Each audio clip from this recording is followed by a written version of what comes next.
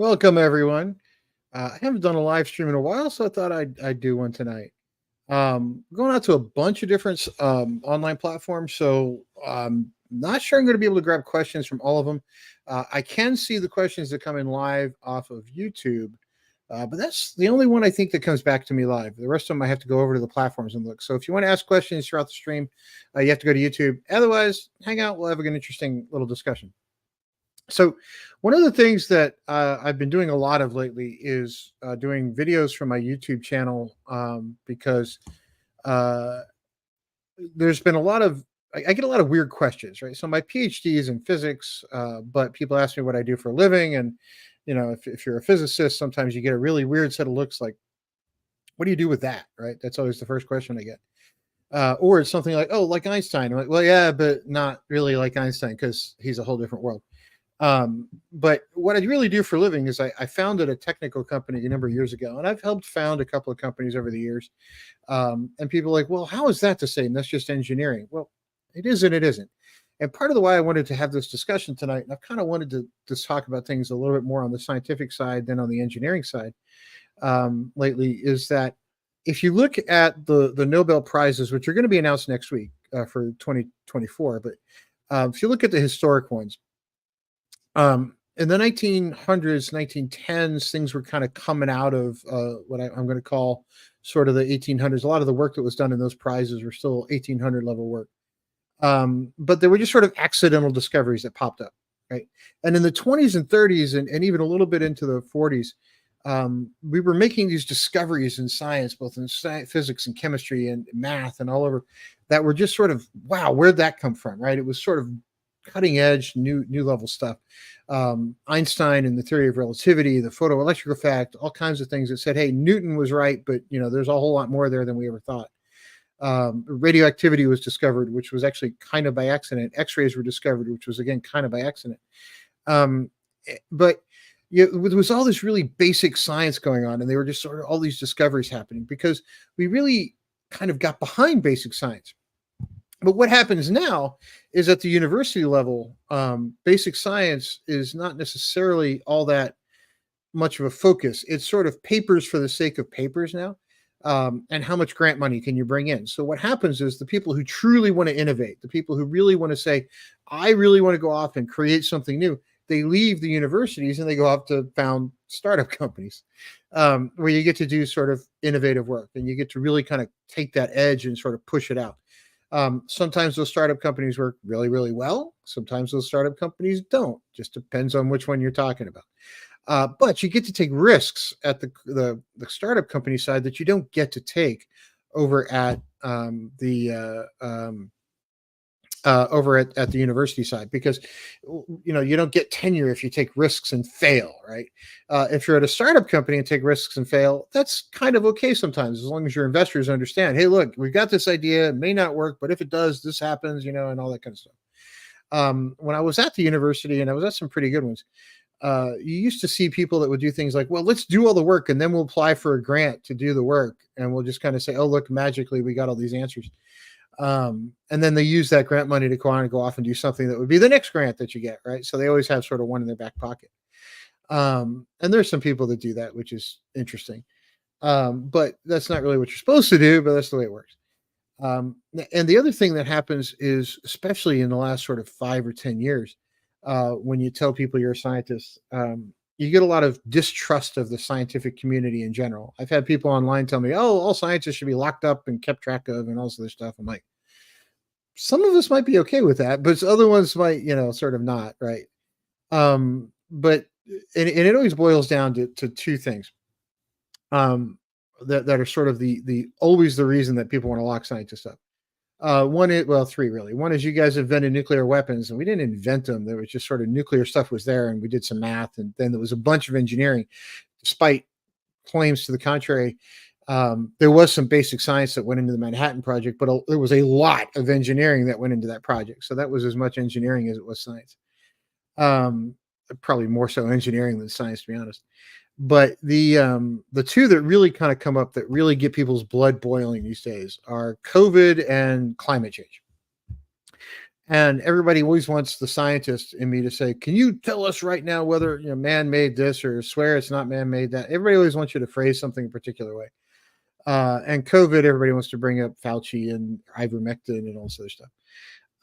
But as a scientist, I can tell you a couple of things. So let's look at climate change first. If you watch my YouTube channel, you see I'm doing all these discussions of previous Nobel Prizes.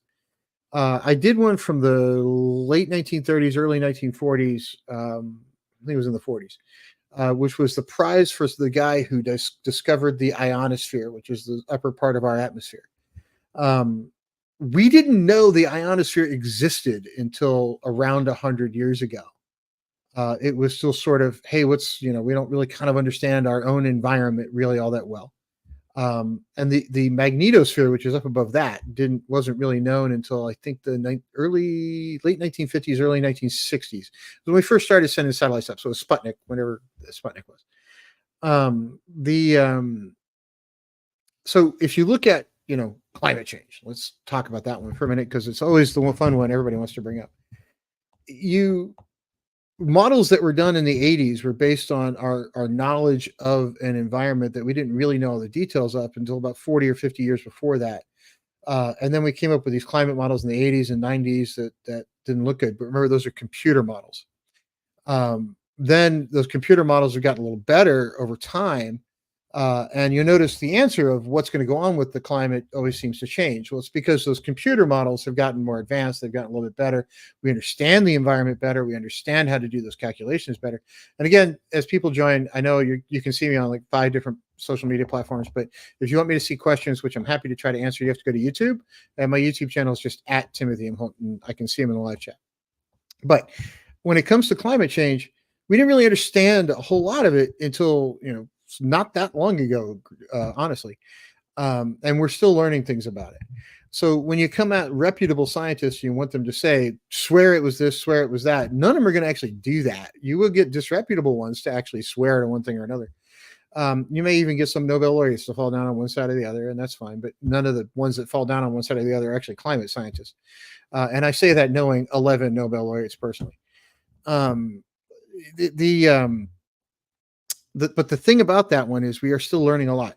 And one of the things I had somebody push on me really hard with the other day was we need to just stop all greenhouse emissions and reverse all greenhouse effect on the planet. Here's a problem. If we go in and start trying to fix the climate and we don't fully understand what we're trying to fix, we get one shot, right? Because if we get it wrong, it's bad. And there is a very narrow band in which the temperature needs to stay for humans to really have a happy life and be able to not die. And if we start removing greenhouse gases from the environment, or we start removing pollutants, which I'm all for because I've been to Los Angeles and New York and Boston, and some of the pollution is pretty bad. Sometimes you can see the air in LA. But the point is that if you take too much of it out, temperatures can start to drop and all life on Earth ends. If we put too much of it in there, things get too hot and all life on Earth ends. We have to get it right. We can't go off and say, this is the absolute thing. It must be done. We must reverse everything. We must start pulling things out. You've got to be careful with this stuff. And that's why basic science needs to be done without politics. Politics needs to be taken out of the equation when it comes to science, because honestly, science does not care about your comfort level with the answer. It only wants to give you an answer. And the challenge with a lot of modern science labs is they're funded by people who have an agenda, and they don't let scientists come out and actually explain the answer. They do some PR release, some PR flack gets it, some politician gets it. The next thing, well, that person said. And I was reading a book by Carl Sagan, actually in the last couple of weeks, and he brought something really interesting up.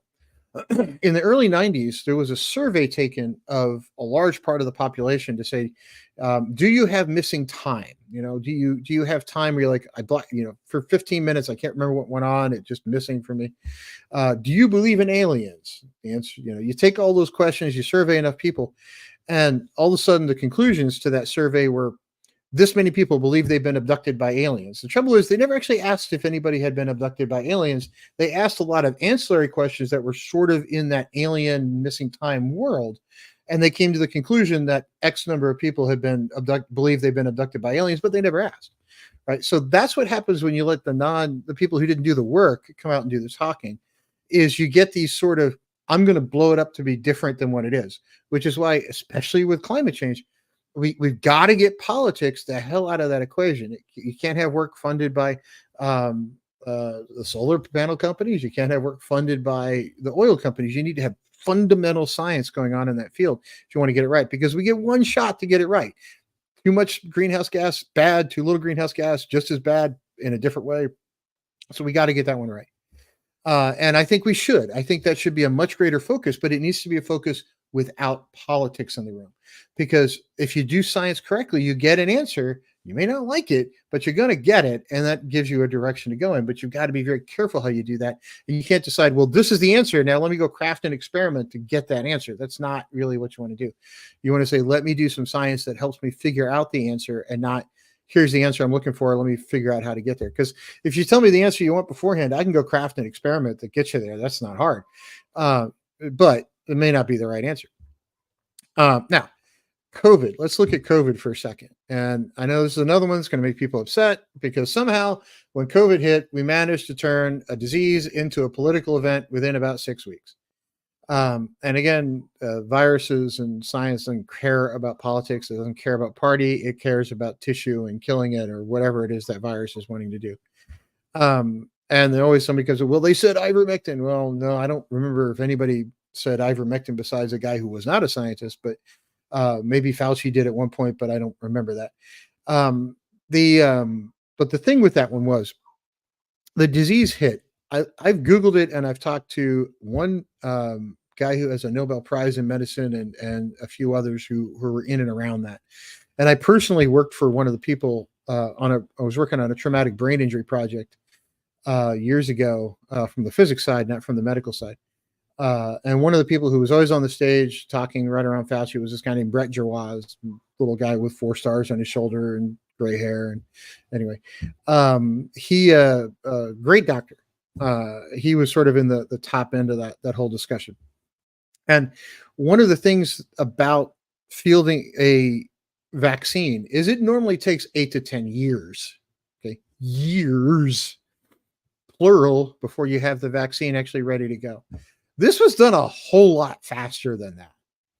Okay. And it did end up saving lives. Now, you can argue about who should have been vaccinated, who shouldn't, all that kind of stuff. Okay. But it saved lives, and it was done really, really fast. And it was done faster than I thought was actually possible. And it's not a traditional vaccine. It's a modified RNA vaccine, which means it's not really going to make you immune to it. It's just going to lessen the effects, which is good. Now, what are the long-term effects? I don't know. I'm a physicist. I'm not a medical doctor. Don't know. But I do know, with the problem that was in front of us, they fielded something that they thought would help and kind of get the world open back up, and that kind of worked. But the thing that annoys me about that entire situation is so much politics got thrown into it that it kind of hamstrung the whole thing. And what that does is it has led to a lot of distrust in the scientific community. Or of the scientific community, which is again why a lot of really good scientists are leaving academia and leaving research to go off and do startup companies, because number one, there's a whole lot more money there. And number two, you actually get to do innovative things without this highly focused political lens pointed at you every day. And that's sort of the best of both worlds. So, why am I a scientist who also founded companies? Well, it's because I make more money doing that. And I don't have people yelling at me every day. They just buy the product, and, that's a good thing. But I think we have to get back to a world where scientists can do basic science, because we haven't really advanced much since the 1930s. Everything since that point has pretty much been engineering. Excuse me. And if we want to go off and do basic science, we can advance technology again, because we're coming up in a world where we're kind of hit a wall on computation. Cloud computing has fixed a lot of things, but I'm going to throw something up here. That I don't know who remembers this. I might be one of the few people that are old enough to remember this thing. But see if I can find a chart of it. This is what happens when I don't prepare, and I just go ahead and do things live and think about things. There was this thing forever called Moore's Law. Moore's Law was a way of getting faster computers for less money. So this is a chart that kind of shows Moore's law. You got dates across the bottom. The further you go here, this is 2025. You get more density of transistors. You get faster computers in a smaller space for less money. So, how many calculations per second per $1,000 you get? Well, these are factors of 10, right? So you get bigger and bigger as you go up. So you get a lot more computation for a lot less money. But the way this went on was the data pathways inside those computers got smaller and smaller and smaller. So the way computer scientists and engineers made those computers faster was by shrinking the data pathways. So you didn't have to send information quite as far to have it calculate with something else. And we've hit a wall in that the data pathways can't get much smaller. Last time I looked, Intel chip data pathways were like 30 nanometers or something. For point of reference, it's easy to say, oh, it's a nanometer, make it smaller. A hydrogen atom is 0.1 nanometers. So you're only 300 times bigger than a hydrogen atom. Okay? And it's really hard to get atoms to stand in a straight line. The smallest known semiconductor I've ever seen is 1 nanometer across. You can I guess you can get down to 1 nanometer, but it gets far more expensive. So sort of 30, 40 nanometers is the cost-effective limit. And then comes in cloud computing, where you can just throw a bunch of processors at it, and multiprocessor computing. We're kind of hitting a brick wall with that too. So in comes this thing called quantum computers. Well, quantum computers are great, or maybe will be, once they finally hit the stage. But there's a lot of work left to do, and some of it's basic science. We're not really getting it done, right? There's claims that it'll be out there in 3 to 5 years, but I don't buy off on those claims. Because there's a lot of basic science left to go. But quantum computers work differently because they work on quantum effects. So instead of binary computers like zeros and ones, you have these things called qubits, where each memory cell has, instead of a 0 and 1, a 0, 1, essentially 2, 3. There's a lot of subtleties to that. So if anybody understands that stuff, I do understand it. It's just not something I'm going to discuss on a live stream. But it's based on all these quantum effects using these things called photonic crystals mostly.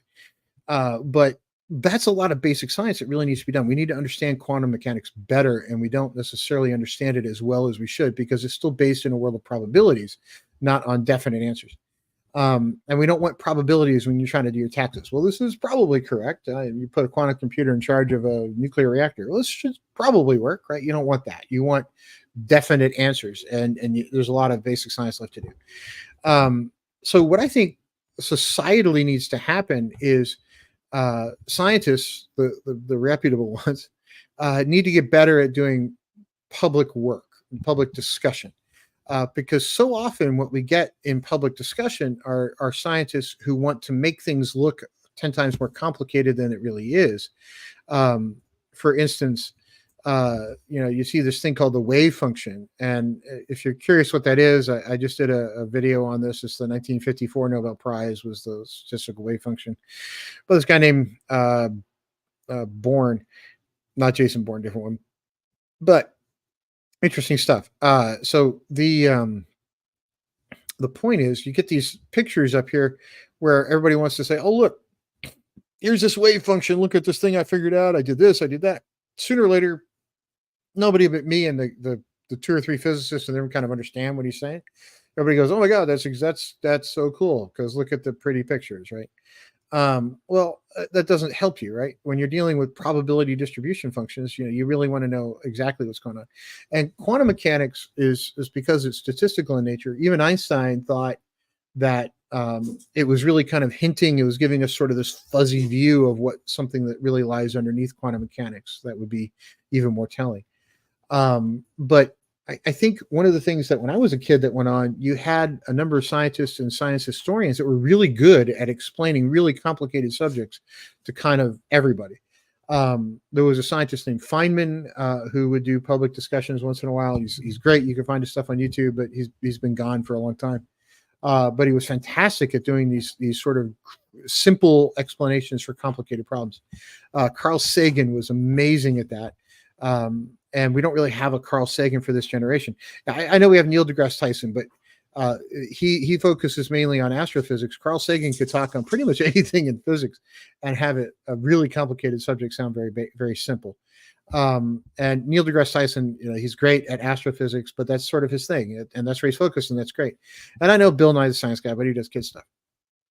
We also had a guy named James Burke, who was a science historian out of the UK, worked for the BBC, who was fantastic at showing how one invention led to another invention, led to another invention, led to another invention, led to your, let's start in the 1500s and link all these inventions to show how it gets to your refrigerator.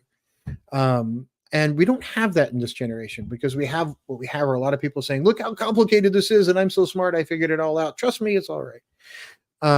We need to get back to where we can put these things in simple terms and explain them to people and not have people either shut down or say, oh, you're making it up or fake news.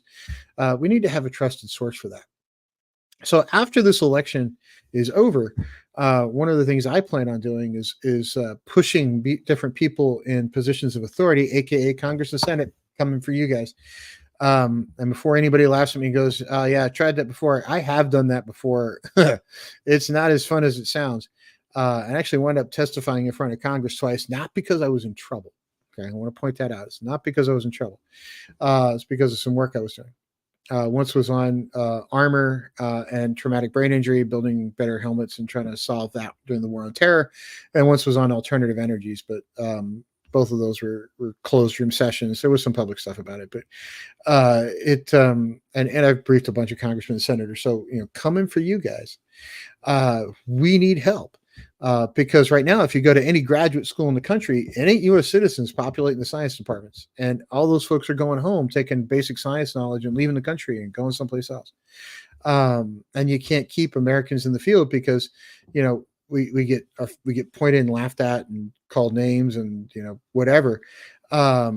Because quite frankly, you're not allowed to innovate at a university. You have to do these small iterative steps. And if you could do that innovation, if you could do that true profound innovation, you tend to leave and go to a startup company. Mostly because it's no fun being at a university when you're told, no, you can't really do anything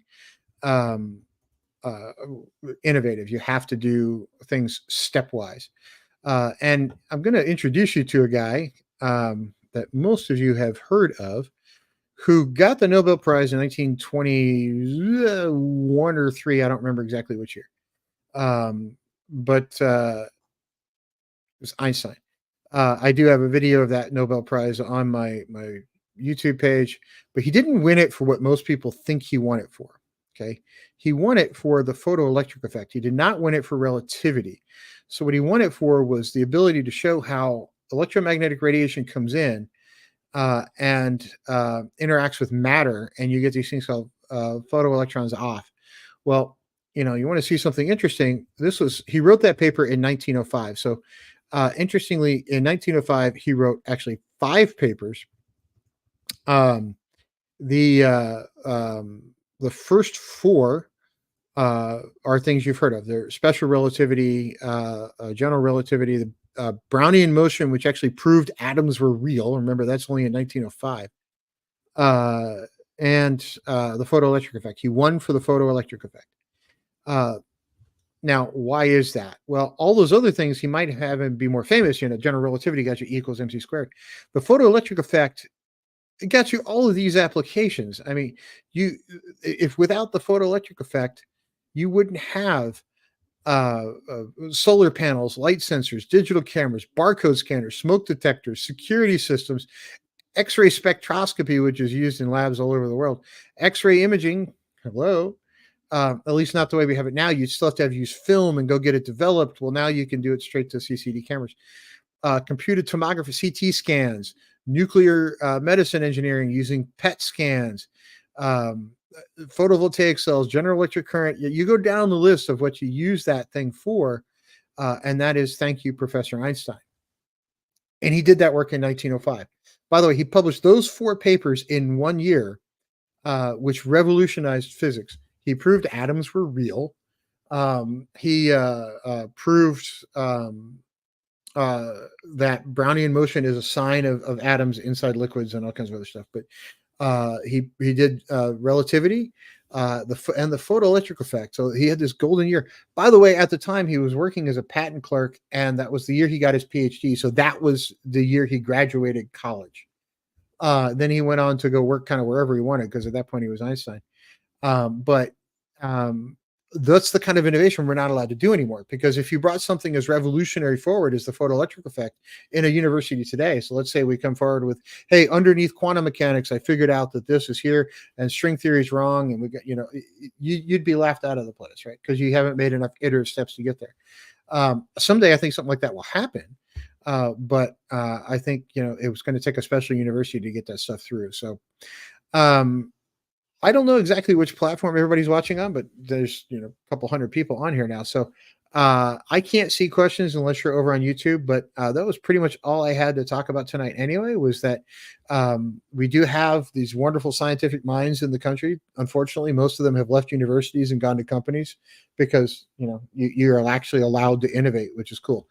And that's why I started my own companies a couple of times now. You get to actually innovate, and the one I'm working on right now is actually an exciting time because we've actually built the product. The product works. The product exists. Now we're just working on our go-to-market plan. So there's no more development to do. Well, there is, but always development to do. But the product we set out to build has been built. It works. It's one of the best in the industry, and you're going to see a lot about it in the coming days if you follow me on any social media platform. So. And in the industry it's in, we're ready to take everybody. It doesn't matter. You put me up against any of the any of the competitors in the field, and we've got them hands down. Which is cool because it means you got to innovate, and you don't get to do that at big companies or university. You get to do that at small companies. So if anybody out there wants to talk science, that's pretty much my sole focus on social media these days. Ask questions. I'll try to answer them in a video or on a text someplace. If anybody wants to come on and do a live stream and talk and ask questions all night, I'm happy to do that too. Just drop me a direct message. I'm not hard to find. But I hope everybody has a great week, and I hope everybody that was impacted by the hurricane gets bailed out soon, because I saw the pictures and it looks bad. Everybody have a great one. We'll talk again soon.